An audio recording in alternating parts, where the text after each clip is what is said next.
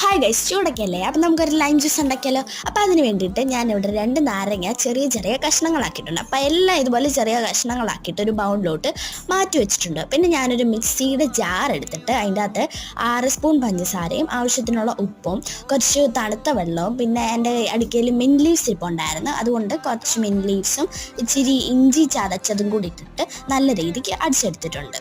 എത്ര പേർക്കാണ് നമ്മൾ ഉണ്ടാക്കാൻ ഉദ്ദേശിച്ചിരിക്കുന്നത് അത്രത്തിൻ്റെ അളവിനനുസരിച്ച് മാത്രമേ സാധനങ്ങൾ എടുക്കാവുള്ളൂ. ഞാനൊരു 3-4 പേർക്ക് ഉണ്ടാക്കാനാണ് ഉദ്ദേശിക്കുന്നത്. കിട്ടുമായിരിക്കും, നമുക്ക് നോക്കാം.